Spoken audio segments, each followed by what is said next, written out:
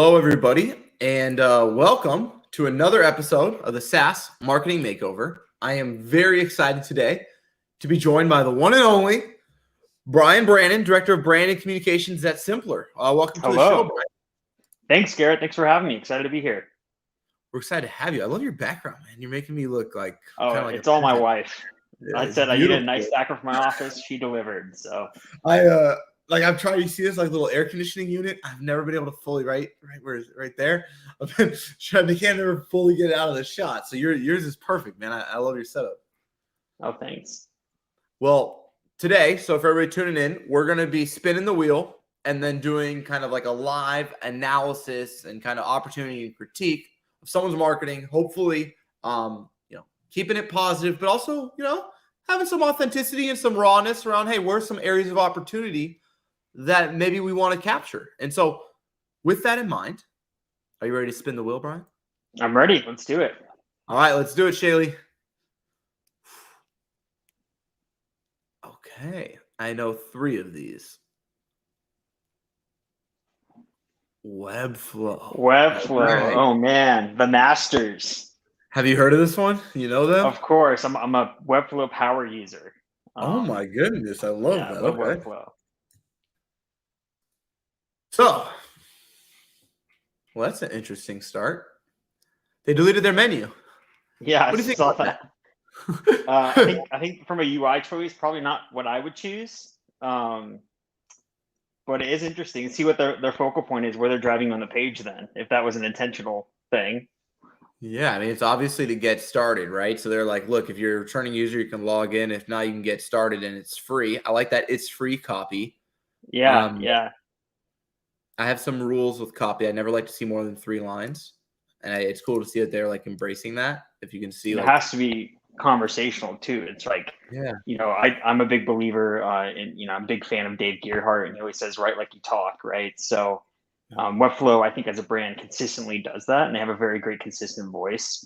One thing I will notice here, Garrett, I would recommend is while they're showcasing their product, I think they could have showcased maybe one of their customers better here. I'm all about humanizing their brand and really showing the faces of who you're helping. So maybe in one of these product images or the background image for the website that they showcase on the right here, they could have, maybe included a face of a customer or something there. But overall, I like their UI. Yeah, I'll give them a tactical way to do that same thing. So if you see how this the screen right here is directly at us. Yeah. If you were to twist it, you could superimpose a human who's a customer working on it, and they could look back and smile, and you would actually have the visual of a designer humanly actually working on your product, and you could bring that all to life and still have a great product shot. Yeah, I think that's a fantastic idea. Any way you can use your visual marketing, especially to tie it back to your end user and what outcome you're trying to drive for them as visually as possible. I think that's just the crux of modern marketing, what you have to do, because it's all about how you're making that designer's life easier, that engineer's life easier.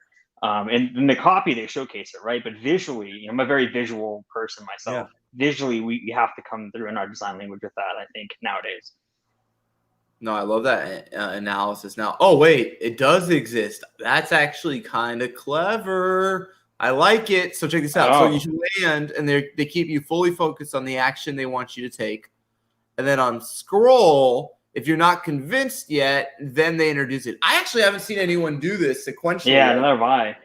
It's brilliant, though.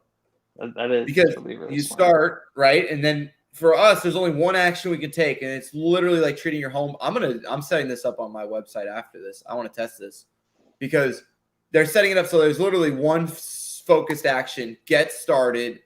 This is going to drive signups through the roof. But then if you scroll, and it's funny because I do this in Unbounce for our clients' landing pages, but I've never seen someone do it on a home page, and that's actually quite clever. It is. It's a bold move. Because now you've got enterprise and resources. I wonder how this affects enterprise sales, though, because I could see that hurting it to a certain extent, Interesting. What's the reason behind that? Well, because, so if I land here as an enterprise customer, there's multiple ways enterprises buy. So real enterprise, let's say Dell, you might get upsold like through, let's say, a designer who wants it or a developer who wants it. But most likely for a big purchase, oftentimes it might go through a non-end user, and they might just be collecting quotes. And if you were trying to collect quotes here, you would be like, I don't think Webflow is for Dell, because nobody at Dell is going to just sign in with Google. Right, I'm right. going to go through procurement, and I'm going to need to do an RFP. And I guess you would scroll to the footer, and then you would see enterprise. So I'm not sure that it doesn't work. It's just an interesting frame of reference, if that makes sense. Yeah, it is well hidden, overall, the enterprise aspect of it, especially if you're talking about procurement or the IT persona that just wants the hard data, right? They want to know how much it's going to cost per user. They want to know the security integrations and all that. Let's take a look at the enterprise page. Yeah, you're already ahead of me. Cool. No, I love it. And now you notice the menu's static now, so I didn't have to scroll. It's just they're doing that test on only the homepage. And then it's a classic enterprise contact us. They might be able to come up with something a little sexier than this. Like, let's see,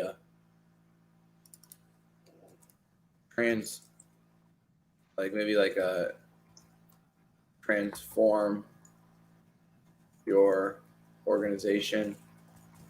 Something more like that, where it's a little bit more on brand, I think, of what that like aspirational copy that they're trying to bring to life.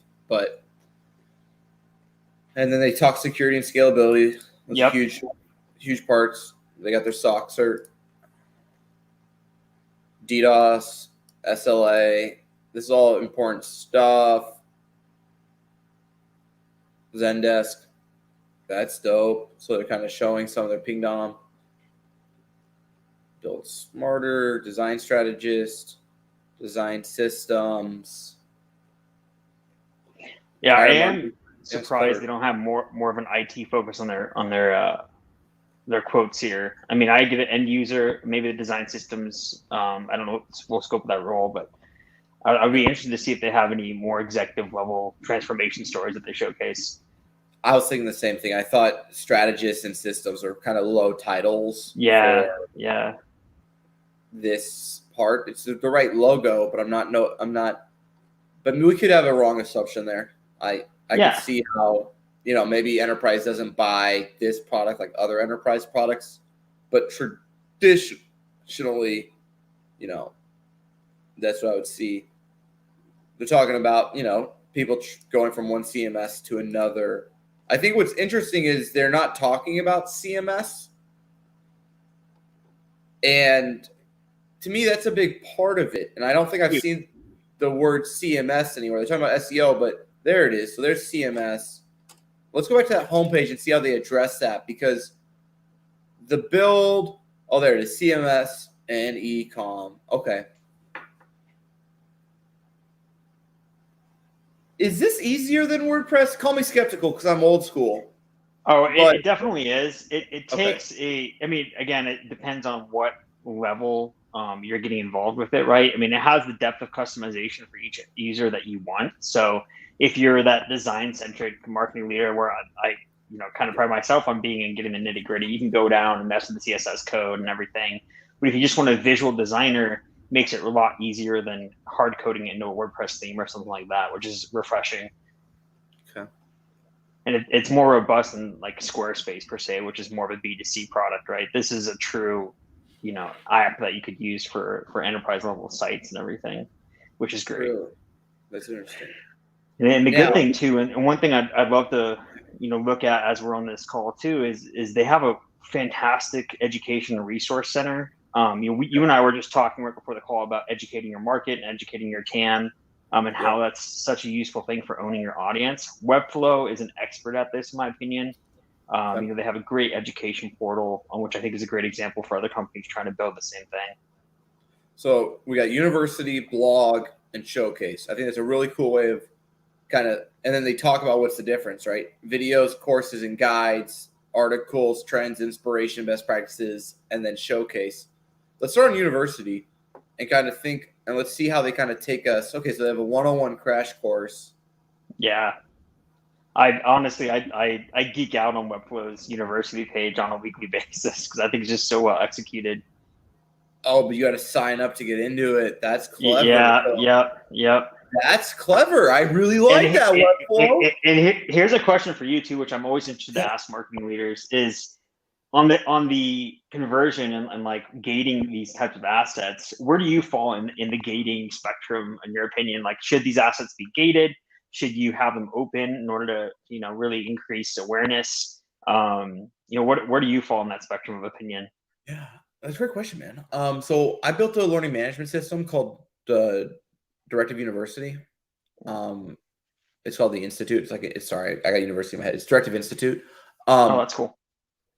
But what I did on it, and it's worked really well for us because I wanted it to rank, is see how I have this course? I have the same thing, but if you click Intro to Designer, I would have this ungated in my reality, but only half of the actual page.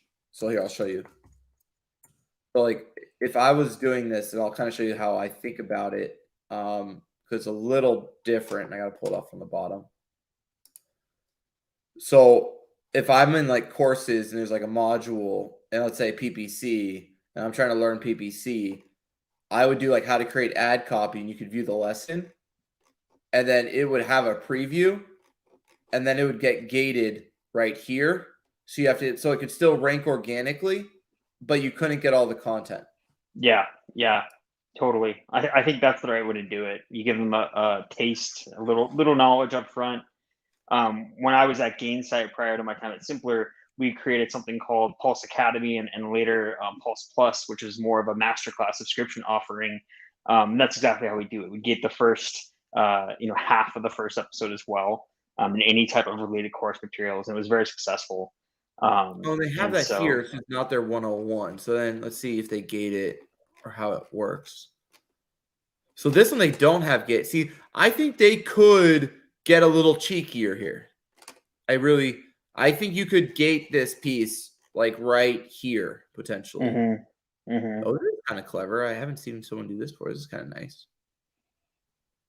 That is cool. Is that you magnifying it? Yeah, that's awesome. I'm not trying to. They're just like they have this whole hover magnifier. It's kind of clever.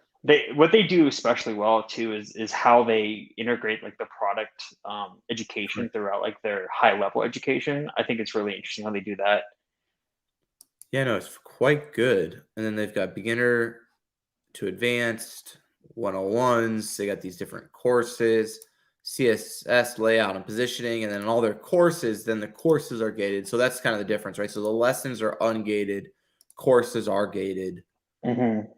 Very clever. And one thing I like too about their actual like, course content is that some companies they go one of either two ways. They either focus hard on industry education and they leave product out of it, or they go hard on product education and they leave the thought leadership and industry education out of it. Webflow really integrates the two in their lessons. So even if you're not a Webflow user at the time, there's something highly valuable for you in watching each course from a like practicality, how to do this on a functional level, which I really enjoy. I think that's a great add-on to have. When you're selling intranet, do you do a showcase like this? Because I think for a lot of people, when I saw your product, I was kind of inspired by how beautiful it is. Do you guys have this big showcase thing that's kind of like this UGC, this user-generated content center? Because I think this is pretty cool of them. Yeah, it's an awesome thing. I love this for inspiration, and we're working on it right now with internet software in particular and layouts and whatnot. It is a little more difficult because there's a lot of sanitization and it's private, right? And you're dealing with organizations with high privacy codes at like the 5,000 to 10,000 employee level. And so helping to find a way where internet admins can share their beautiful layouts or like their new layouts, right? Our customers are constantly innovating on our product, which is fantastic. There is a bit of a hurdle there, but we are working on it. It's one of our main things we want to come out with next year and find like a thoughtful way to have them share their layouts and how they're laying out their intranet and all the playbooks they're running, but not have to worry about that privacy issue. So it's something hopefully on the horizon and something that we're actively trying to solve. I love that. And I love how creative you can get with Webflow. I would have never imagined how creative this whole site can function as. It's kind of badass. Yeah, it's really powerful. Really powerful. Just as like like this one, like I didn't realize, and then it's fully integrated. Like I'm actually live in it. These are kind of clever that you can do quizzes within it without a plugin, from the WordPress world. Yeah. That's they quite have interesting. integrated. Oh, go ahead. No, I was saying it's quite interesting. I didn't know this existed. Yeah, and the cool thing about Webflow is they have an integrated, it's all integrated CMS, so you can build a form right in Webflow and have the results right in the platform, or you could have it export out to wherever you want. But it's nice; it's all self-contained if you want it to be, which is great. So let's talk about that part, because I think a big part of sales in this is integrations, and I can't click on it. So, right, I guess now I'm like, ooh, this is really cool. I can see why, no code is great and why I might want this, but I'm interested in, let's say Salesforce integration or HubSpot integration. How do I understand that if I'm a buyer? I guess I don't see that. And I think that's it's definitely on the homepage, at least from what I could see. And again, going back to the homepage being optimized for that enterprise person, right? That's something I'm concerned about, the enterprise level, because you want to make sure it works with your tech stack, right? And you don't want to be adding on that and SEO. You don't want to be adding on clunky fits into your tech stack. So it's interesting. This is bad design too. They should clean this up. They're better than this. This is a little weird. So Webflow, you guys might want to check this out. You're better than this. The rest of your site is so wisely designed. And I think this is the perfect example of for Directive, I try to make our marketing shockingly memorable and special because I want people to be jealous. And I think jealousy is good. I think if you're Webflow, people should be jealous of your website because they're assuming it's running on your product. And I don't know if this website would get anybody jealous. I would treat their own website as their primary marketing. I think this website is their marketing, and I'm seeing more creativity out of their showcase than I am out of themselves. I was just about to say that, take the inspiration of all the different flavors of implementation you have on your showcase page. We saw that one that you pulled up with the cool images and the rotating background.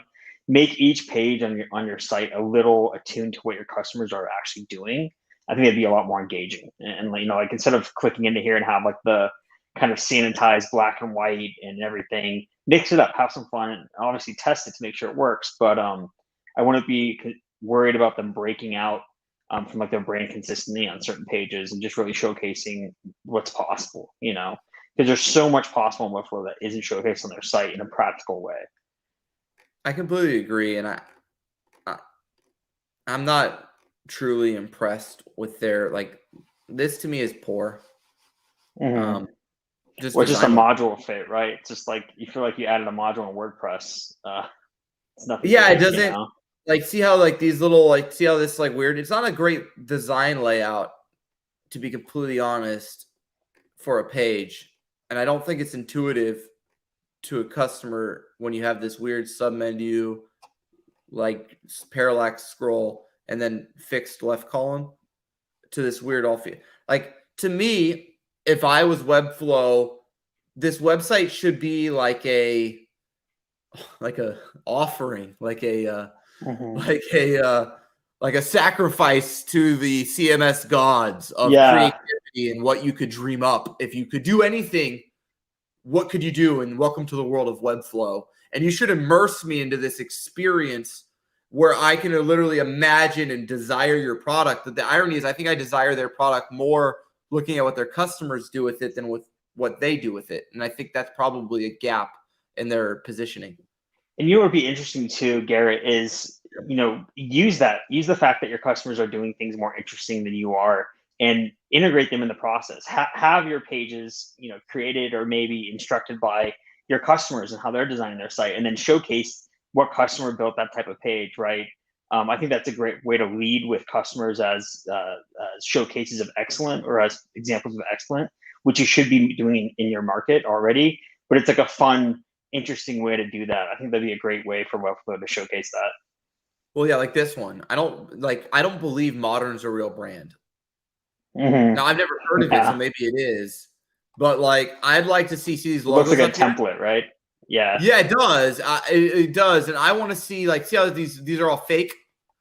I think you're onto something. Like, imagine if we took these logos and every one of our screenshots was that logo. See how it's pedal and pedal? This to me was dope. I got excited, but I feel like we kind of lost. And then it's here, right? So Zendesk, and they're showing us, but then this homepage is cool, and I don't know if their product pages deliver on the same design promise that I'm experiencing. This is a full width, interesting layout, very custom, makes me feel like I'm almost like on a D2C type site. And then I get to what I would call their product marketing, frankly, and I don't think it's as good. I think it's the honest truth.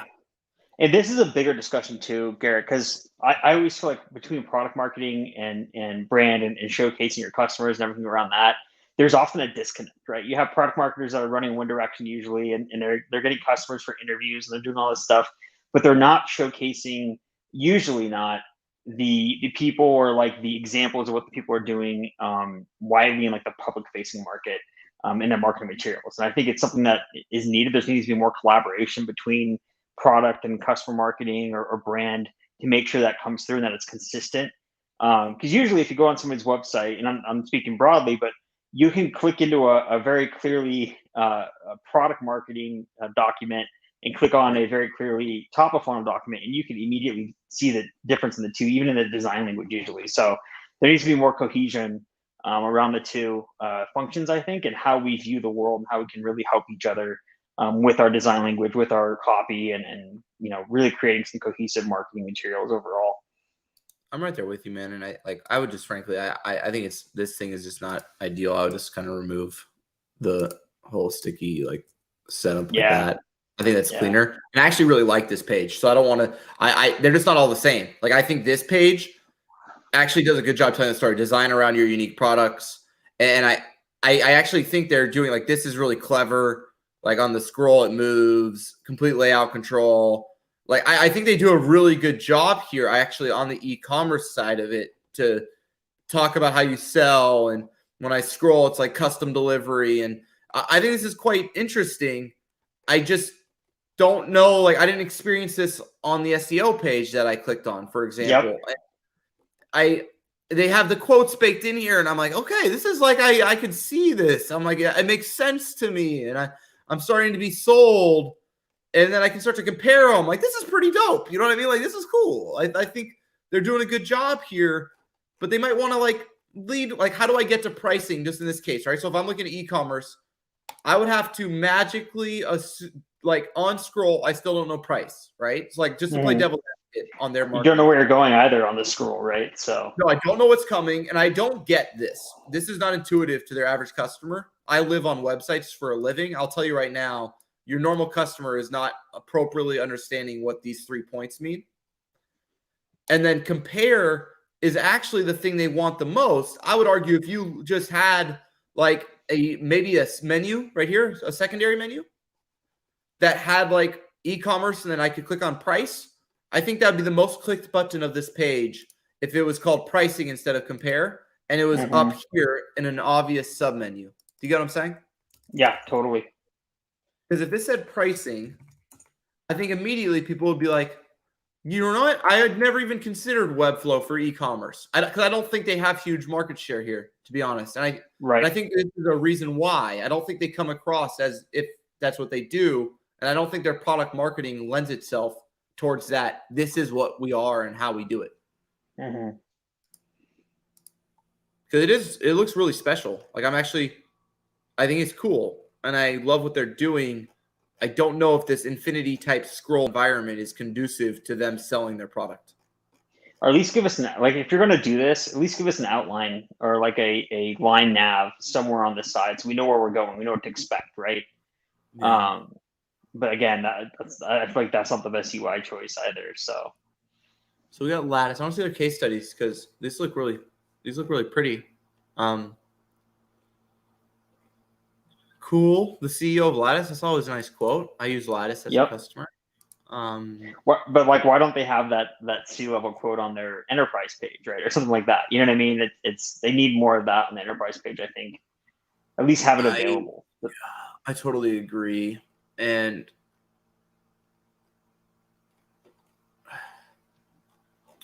It's a weird quote too, by the way. I can't actually read it because the screen is too small for me. I can just see the CEO tag, but I'll read it later. Oh. It says Webflow saves Lattice around $50,000 a year. But $50,000 isn't a significant amount of money for most people when it comes to a purchase decision on a CMS for the customer they want. So I'd be more, I don't know. It's a very interesting because there are 225 employees. Okay. So let's just assume the company's doing 50 to 100 million. Mm-hmm. So I don't know if I would lean into that, but I love the person it's coming from. I like this. So like this to me is, I think, their real use case, right? With Webflow, our marketing team can go from concept to published site without thinking about technical challenges. So we can focus on what matters. And I think this is what Webflow delivers on, right? Being no code. Yeah, 100%. They're better at no code than anyone else, right? Yep. So this is cool. They could maybe bring this into the homepage too, a little before Webflow and after, and then maybe get more aspirational. Here's what your world looks like with Webflow compared to legacy CMSs. It's like out the old and with the new, and it starts becoming aspirational. And this is something that we capitalize at Simpplr too, is because a lot of our market competition and whatnot has a long time to deploy. And so looking over our customer base in comparison to the industry of non-internet users, we use that timeline visual a lot in our sales talks. And they could use the same thing again to your homepage. Look at the cohort of their customers in terms of how fast they are to execution on website deployment or whatnot compared to WordPress or someone else. That's a powerful thing to talk about. Yeah, and you might want to position it as like us versus the past instead of us versus WordPress. You see what I'm saying? And you can start to get a little bit clever in your positioning statement. I wonder how they do this. And I got to disclaim here, I do everything for WordPress on the enterprise side. So just a side note, but and no shade to WordPress. We use WordPress all the time. They're the bone of SaaS, I think. There you go, Brian. What else do you love about WordPress? Come on, man. Tell me all. Oh, dude, I love just the CMS. It's very easy for me bringing in non-technical writers and trying to educate our individual executives as experts and have them be able to deploy their own articles. WordPress is great at that, On the CMS side, I think they're unmatched. I think they're still trying to develop and improve on the no-code side as well with their new editors. And I think if I was Webflow, I would maybe lean into the fact that I don't think have you noticed you haven't seen one content leader quote? Yep. I haven't, it's marketing. I haven't seen one person with the title of content. And their product really doesn't cater to that. It's much harder to teach someone how to add a piece of content into Webflow. Because when you log in, there's no content primary login or anything. You're just logged into the design editor. And so you have to figure out what's going on. You have CSS code on the side here. You have, PX numbers and how to move your header this way or that way in frame. It's like it can be overwhelming for someone just logging in, trying to edit code or just trying to deploy a copy. So that's something to think about for Webflow too, just from a product design standpoint, at least. I love that. Now, the other part I think we got to talk about before we close here, because we're almost out of time, is everybody keeps telling me how free it is. Now, I'm not to be skeptical of Webflow, but I assume you charge people. How do I know what you charge me? Is there any way for me to figure that out? Okay, down here under pricing. Okay. I don't love the fact that this is not in the menu. I really don't. Yeah, I agree. It almost makes me feel like they're hiding something, to be completely honest. Well, I'll tell you what, Garrett. The first time I used Webflow, I designed a site. I had a hosting plan. You get a free plan, of course, where you can design a site. When it came to deployment, that's where they kind of get you. And you don't really know until you click into that deployment screen or into that launch screen for a hosting plan and a site designer plan. Because that's where they kind of get you. And it is a little bit hidden and clunky if you're just going into Webflow the first time trying to design something. It is kind of hidden. It's not very overt, which is unfortunate. Well, and they have a lot of things that are going to hold them back, if we're just going to be completely honest. Their best customers are not going to love. They don't do this. Their best customers don't do monthly visit cappings. That's not a thing when you buy WordPress, where you're okay, well, if I really become successful, I'm going to pay WordPress more. That that form submissions. Do you see what I'm saying? Like there are some seriously SMB pricing site plans that scare me, especially on this hosting side of things, because your best users, they aren't going to use you for hosting. They're going to use their own hosting environments. Yep. And that's quite interesting, to be completely honest. Like this is it's very like this pricing puts their positioning now confusing in my mind, where it's like now you're really not even like anyone else. You know what I mean? Like I've never seen this type of pricing before. And it might be a lagging effect, Garrett. You know, Webflow is a hyper-growth company, right? They're still learning how to sell the enterprise and reposition themselves from SMB, and that's a learning period, to be quite honest. And you know, not every part of the organization might catch up, so maybe pricing and everything has yet to catch up. But it has been awkward, especially as they're trying to move. Yeah, exactly. At least for now. I get why it's not in the menu. I'm on the same page as them now, because like see this, and then it's like paid annually or 20%, $20 paid monthly. See how there's like this, like there's so many nuance to it, and it's like this is not actually competing under the WordPress model anymore, because hosting is separate when you're thinking about WordPress, and so this is a very unique thing that I haven't seen a lot of. Like items like $29, but you're limited to 5. I don't think Shopify limits you on SKUs. Oh, interesting. Do you see what I'm saying? Like it is very weird pricing. Because I've been in this space a little bit. I'm not like a pro at it, but I mean I've done stuff for web.com, network solutions, WordPress, and it's not like my whole life, but I mean I'm pretty deep in the space, and I find this to be quite interesting way to articulate their price. They even have sales volume caps, and their pricing for $29. I don't think their processing fees are that much better than the markets, so it's quite interesting. It was nice though, but then you're capitalizing on the ease of use. Yeah, it's just interesting. So, in closing, Brian, congratulations, you're the CMO. Oh, there we go. What are you doing? That paycheck, Garrett. You got 3. I love that. You got 3 things that you want to do at Webflow. What are the 3 things you want to do as CMO? More humans in our design language, shore up and showcase our customers wherever we can on our site and in our other design languages, that showcasing what they're doing with their site and the creativity that our customers have. It's going to be way more creative than anything we have, honestly. And then 3, which I think you agree, take a harder look at our pricing and try to encourage our pricing org to get that down a little bit more. I think it would be most effective. I can't agree with you more. I think the only part I would add, and I don't think I would do it above those 3, but I think maybe just as a note, I want to look at our product marketing. Yeah. I think the story we tell on our homepage is a story, and I think our product marketing is an afterthought right now. In all transparency, like I can see the amount of design resources they put in their homepage. I can see the amount of copy, the way they thought about their 3 stages. It's frankly really good. I don't like, there's this weird thing of Webflow where the mid-market, they seem to not get conceptually. What I mean by that, you have SMB, which they obviously serve with the self-included hosting and all of that. And then they have enterprise. Right.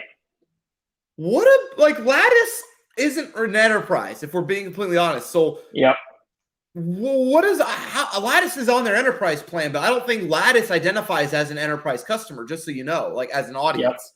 Lattice is mid-market. Like as a guy who sells into mid-market and enterprise, Lattice would be mid-market, Workday would be enterprise. Like, you get what I'm saying? Like there is a difference, and I'm not sure. I think they're alienating the mid-market, which I would argue is their cash cow and their biggest area to grow, because they're calling mid-market enterprise right now. And I think we might need to figure out in that pricing and product marketing and features, it's the whole story.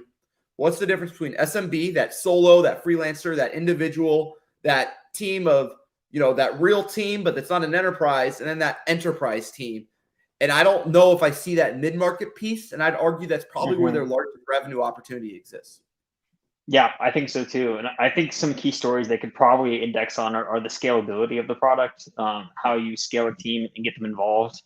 I think that might be a great story to index on for mid-market, and also the scalability of use and everything, which again, to our point, the pricing may not contend well to that story, but hopefully they can figure those both things out in concert.